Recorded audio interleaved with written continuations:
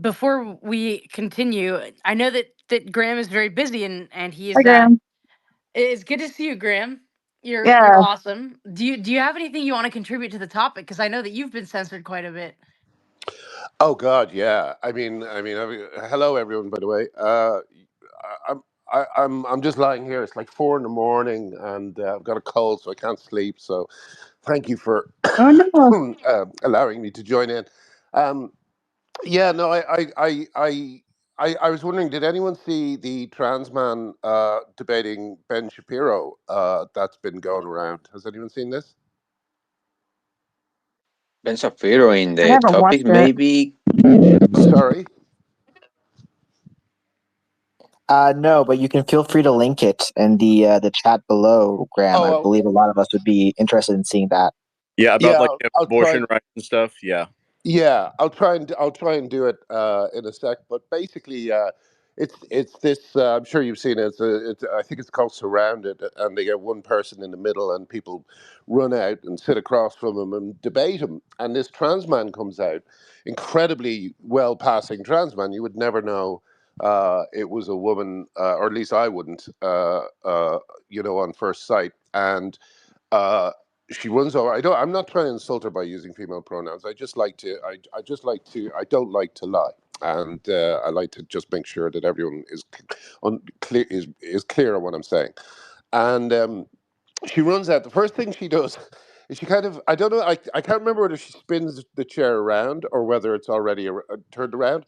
But she kind of straddles the chair like she's James Dean in Rebel Without a Cause. First of all, and kind of sits down and immediately starts with the most aggressive style. And what she does is she does a kind of a gish gallop.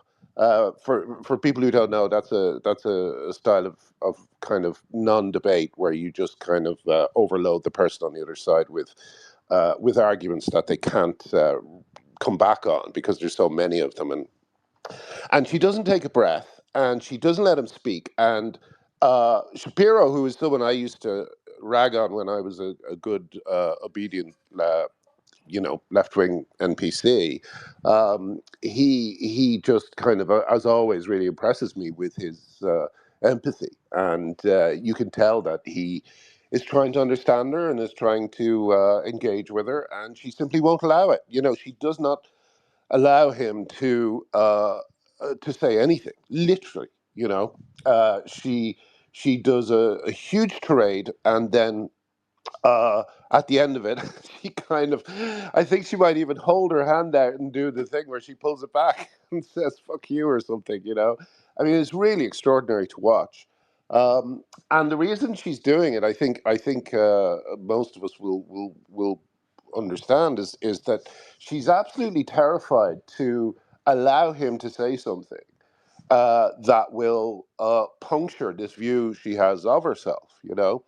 And it's the way the whole movement works. When you think about it, how many times have any of us seen a debate where any of the issues around what is supposed to be a mass civil rights movement have been discussed?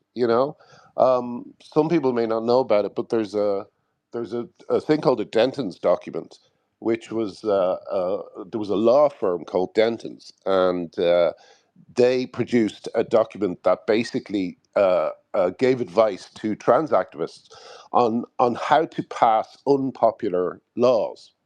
Okay, so this was so the advice was full of things like avoid the media, do not debate. Uh, uh, One of them was court young politicians. All these things that you could do so that and the actual thing they were discussing getting through was how to allow kids to get trans surgeries without uh, going through their parents. That was the thing being discussed, and basically this was a document saying, okay, here's how we do this, and this huge law firm called Denton's produced it. But I still think it's extraordinary that we're in, like, I would say year. I mean, I know it's been going on much longer. I mean, there's there's lesbians. Is it Lier of Wolf told me that she's been fighting the kind of invasion of lesbian spaces for something like since something like the 80s, you know. Um, but it's still extraordinary. I really think that, you know, for most of us, it feels like it only really came about from around 2015 onwards, you know. But it's still extraordinary that in that time they have successfully managed to simply not have a discussion about this. We're in year 13 by my count of a civil rights movement where the people behind the movement are not famous, are not going on TV and speaking to their opponents. It is it's kind of it's a bloodless coup, you know. It's a bloodless ideological coup, and we're all sitting around thinking, "Hang on a sec, where was the debate on this?" It's such a massive societal shift, and we haven't talked about it. So yeah, I hope I'm not like rambling myself. I just wanted to kind of sometimes I kind of feel like we need to stop and acknowledge how crazy this is, how crazy this situation. And those of us who have tried to speak about it, I mean, some of you will know me and others won't, but basically, I had my career destroyed, my marriage destroyed because I was trying to talk about it, you know, and uh, and it just feels unprecedented to me that we've managed to come so far into a movement without anyone ever sitting down and yeah, I mean, I'm right because we know those occasions where it has happened. You know, they go viral. They're very rare. Like Dr. Phil is probably the only time where I've seen, people like Kara Dansky being able to speak to her opponents. You know, um, yeah, and I guess I don't really have a point. I just wanted to say hello to Exlansic and Maya, but that's what I find most extraordinary about this thing. You know, anytime a movement can advance without ever telling you its aims or its or actually articulating what it is is really dangerous. And this woman, for me today on Shapiro, not allowing him to get a word in, was just a fantastic example of the kind of people it produces. People who've built their identity on such a flimsy premise that they literally can't let other people speak because the whole thing will come tumbling down if they do. Hello? Yeah, I think that's so important to remember, um, that we're supposed to be going in a completely different direction. It's actually it's bad that we're having to be preoccupied by how insane the situation is. And if we get too focused on the situation, I feel like it would be like, if you're on a bike and you get too focused on an obstacle and you start drifting towards it subconsciously. We have to remember that we're on a road and we need to, steer, but also Yeah, try to but avoid the obstacles. what I find really, but what the problem is, as always, the problem is not with the our opponents. You know, the problem is with the silent people who should be speaking up. Like sometimes, clearly, the worst trans rights activists, and that really is the majority of trans rights activists, are just awful, awful people prepared to do anything to hurt or to cripple their opponents in terms of taking away their livelihood or targeting them online or doxing them. That's obviously a huge part of trans ideology. But what I find most extraordinary are the people who should be speaking up who aren't. You know, today there was an example today. There's a guy who wrote a book over here, very popular book called Bad Science. His name is Ben Goldacre. And Ben Goldacre is like, one of the UK's main science communicators, and he's just checked out of this conversation. But if he stepped in and said something, something simple like, well, puberty blockers are untested, so we need to be very, very careful about handing them out, it might change the conversation. He's that influential.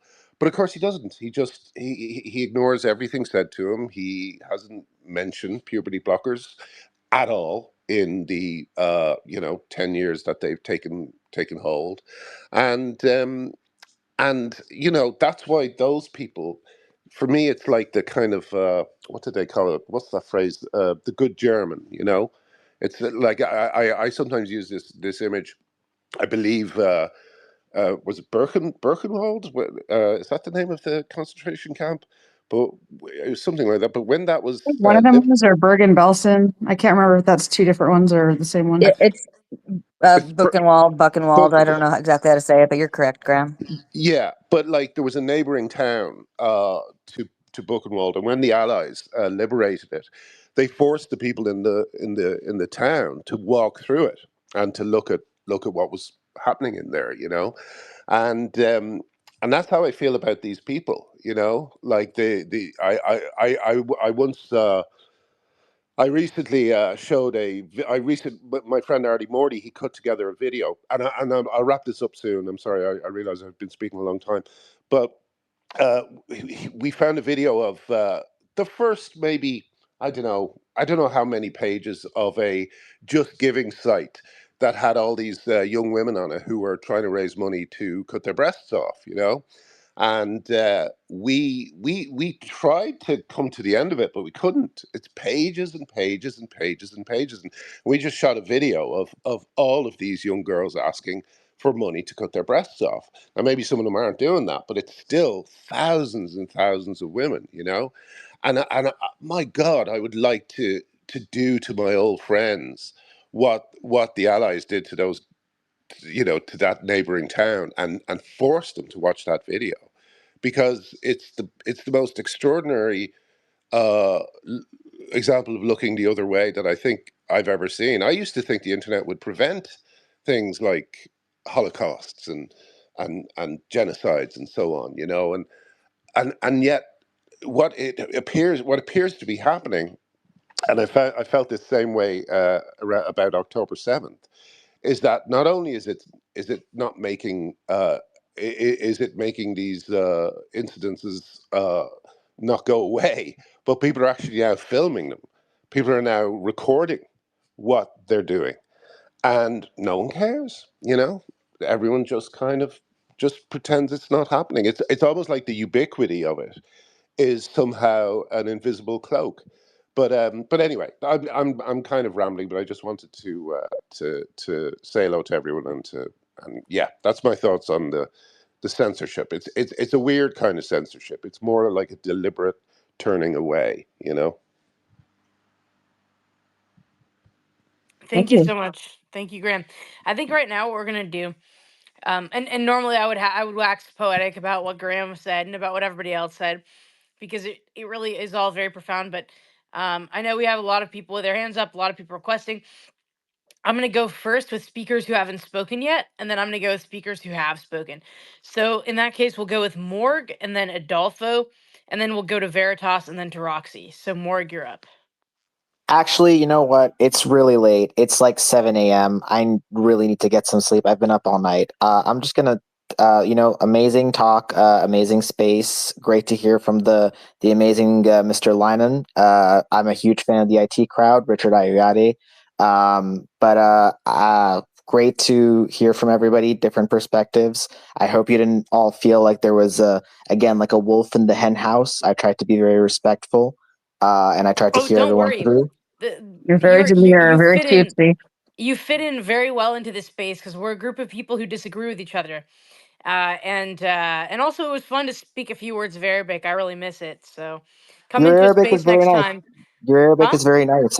I was surprised. Your Arabic is very nice. What accent do I have? Honestly, no, I didn't. Well, your accent is a lot more like northern than I believe, because in here we sort of have like I'm from Lebanon, so this is like from my perspective. I'm from Lebanon. You have a very like Tripoli type accent, like the people who speak in Tripoli. Well, But I'm dead. yeah.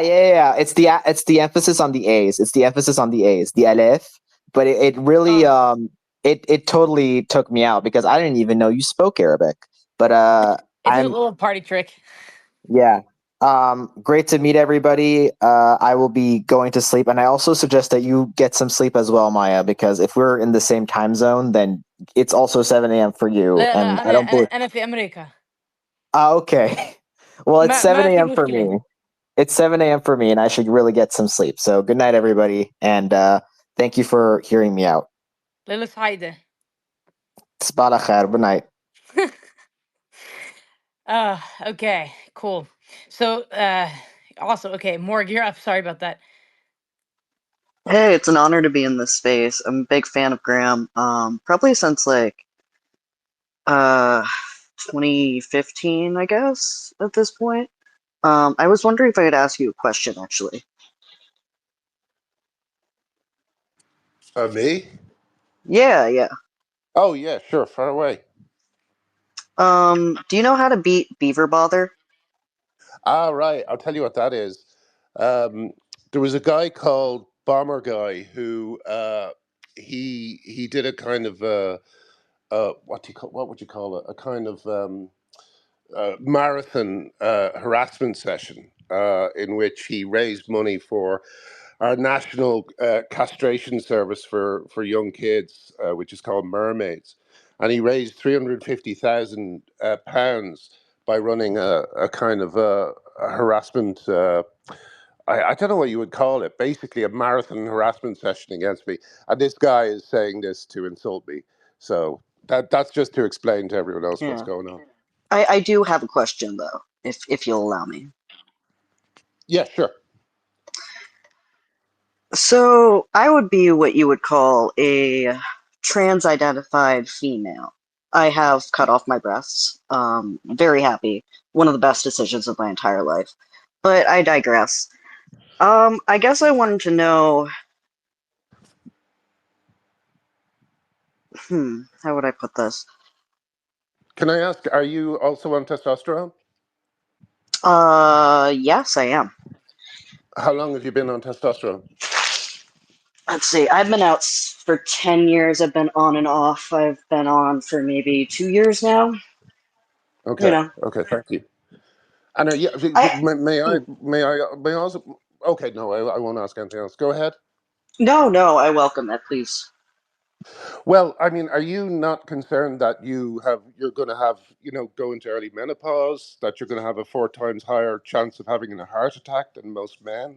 Does that stuff not concern you? Um, I grew up in a very violent home. And when you do that, you understand that your life is going to be a lot harder anyway. Um, I actually did go through early menopause. All trans men do.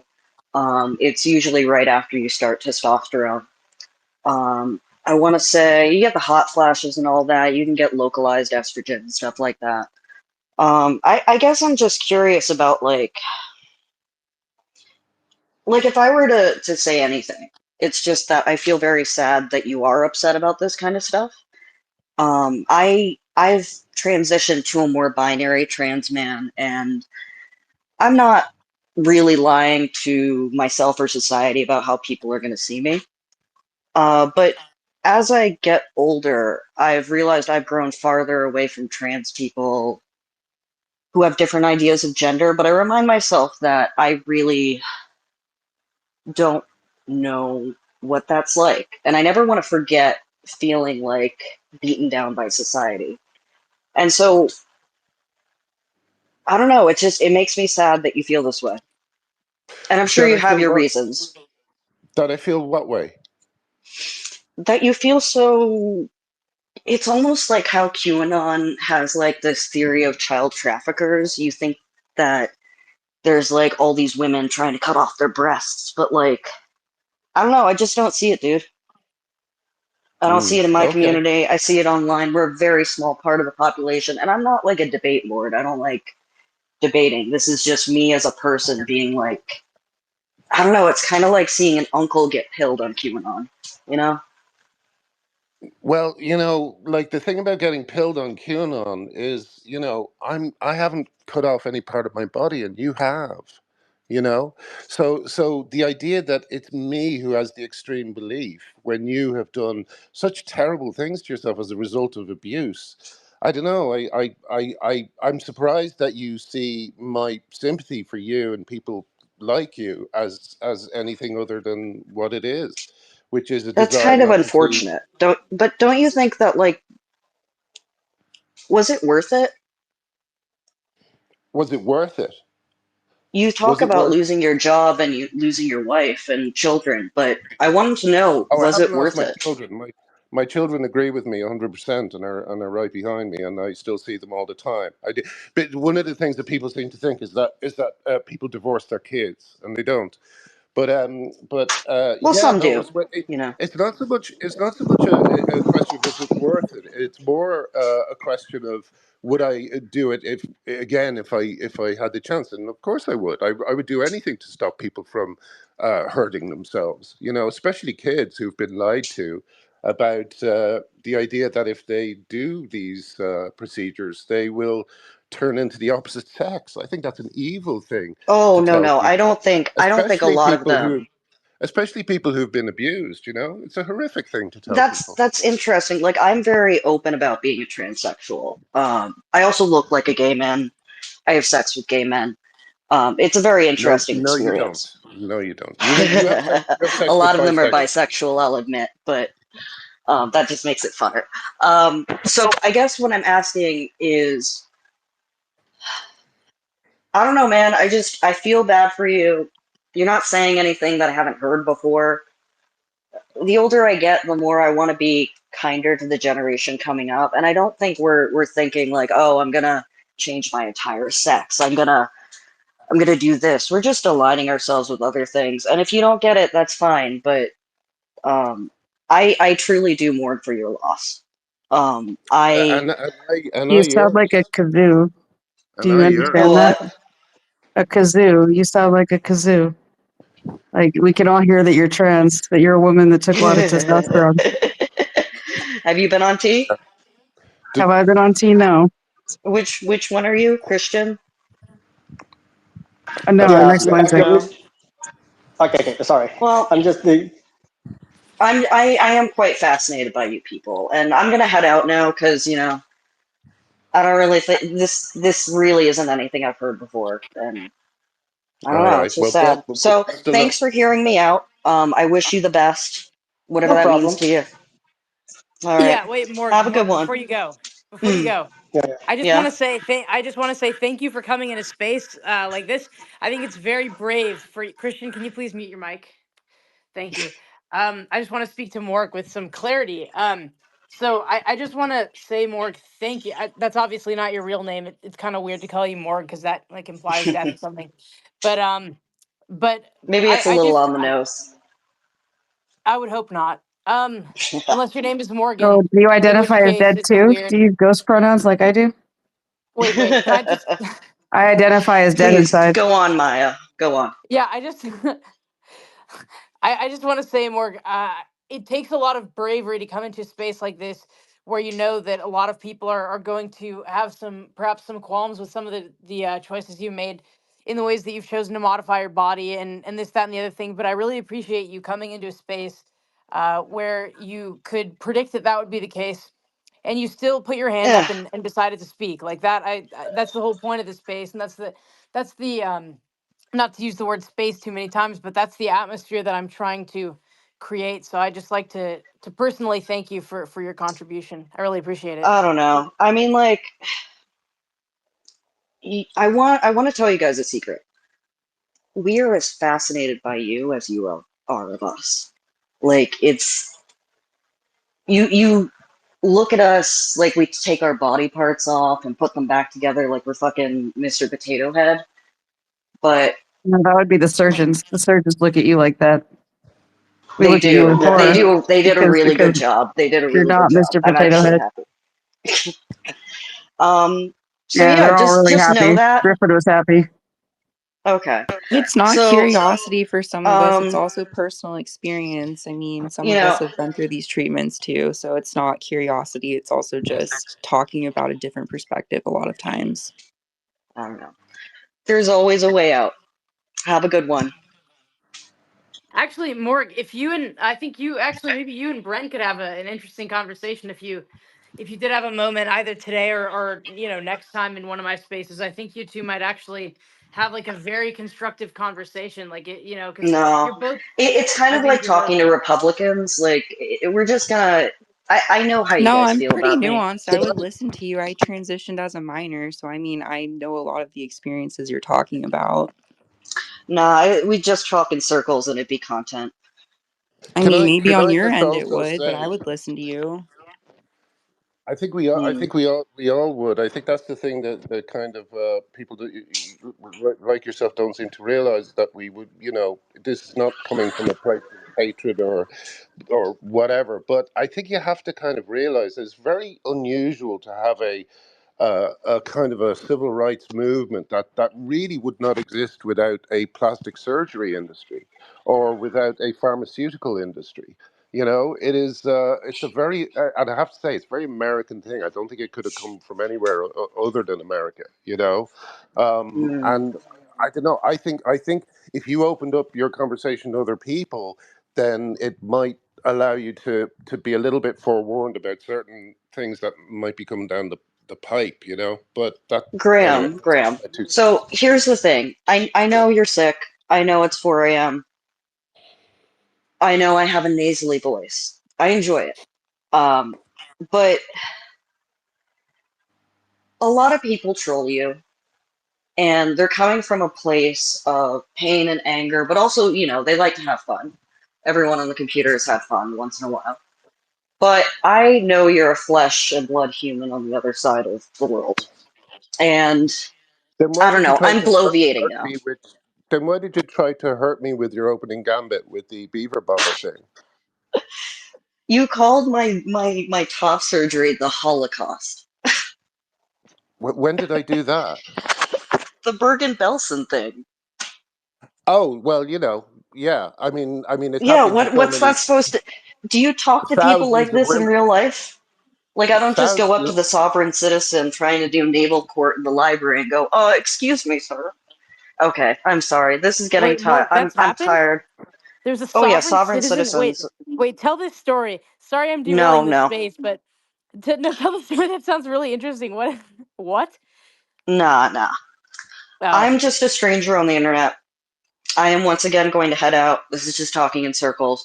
But as much as you want me to have a light at the end of the tunnel where I turn out like what you want to be, I really do hope that, you find people in life that love you and maybe things turn a different way. But Wow. Well, yeah, me too. I hope that for you too. thanks. Well, I'm on Twitter, x.com, the everything app. Have a good night, y'all. Have a good night. have a good night or good morning wherever you are. Well, For the Thank God. that was record, indicative of something. that voice quality is coming from the voice. It's not coming from nasal resonance. Yeah. What is it like? It's the vocal cords are too big for her For kind of. the muscles are getting bigger because it's anabolic steroids. The flaps that do the flappy stuff are getting stretched around the vocal cords. They're getting like little stretch marks and stuff. All of the connective tissue, both that and like the little cartilages are changing in size because the testosterone is acting on those tissues, which generally causes them to get bigger versus estrogen also Yeah. affects them in another direction. And yeah, if their hyoid bone is already finished growing in size, then the overall larynx size isn't going to change much from that. So you're going to get crowding. So there's a lot of factors going into Is that it going vocal to is it quality. is it going to get progressively worse, or does it stop after a while? It's hard to say. I feel like there's not really enough research to know exactly when is going to bottom out. You would expect it to kind of bottom out at some point because Mm, it does for men. mm, You would think, but it's a good question. yeah. It could have to do with like if the girls are like puberty blocked and they don't have like they don't go through female puberty, like then ostensibly their body could maybe develop in that way, like to accommodate the thickening of the vocal cords. Like obviously they haven't changed their sex, but there are some pediatric female transitioners that do really pass, even though this entire treatment protocol on kids was done to justify, it was, these radical interventions were done to justify like what was happening with the boys, because for the boys it was much harder to pass. But even in the girls there's still this, that you still don't change your sex, and you still have female proportions if you go through female puberty. So even in the case of the girls, the arguments of the Dutch protocol still hold up, even though the original intention was to medicalize the boys in such a way that they'd pass better as adults. But then their patient zero was a 12-year-old girl in obsessive fear of puberty. Anyways, that's just in the clinical literature. But I have met some pediatric female transitioners, and by pediatric I mean in the truest sense of the word, like they were puberty blocked at Tanner stage 2.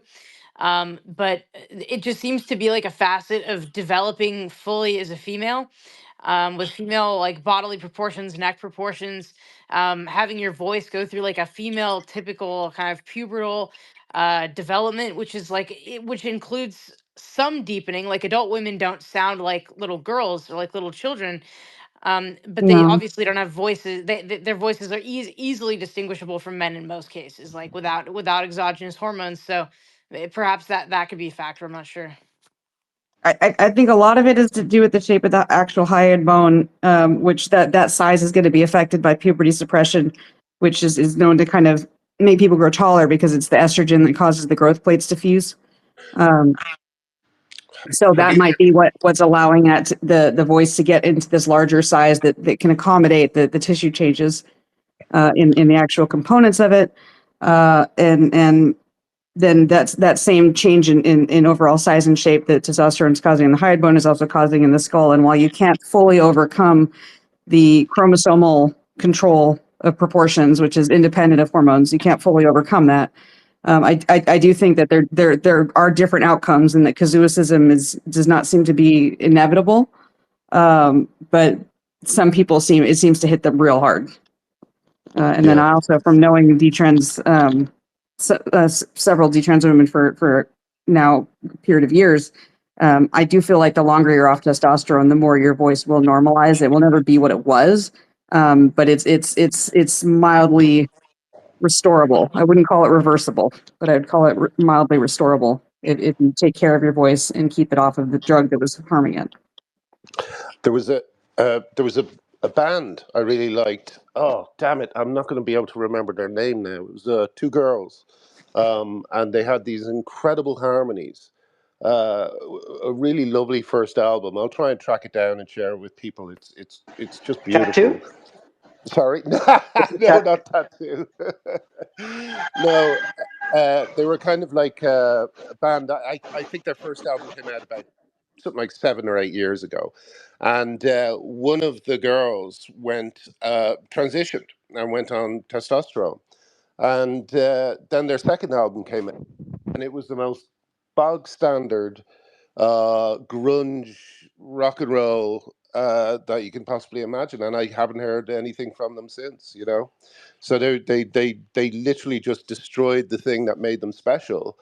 Oh Because yeah. of just Just to interject that as well, because we have here in the Philippines, we do have that one artist who did. She was basically becoming the Celine Dion of the Philippines.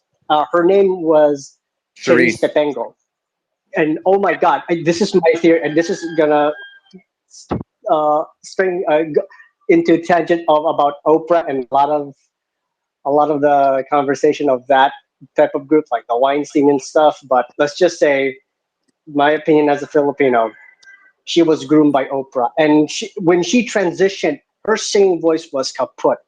It was not for that she can hit the high note that could legitimately rival like Celine Dion.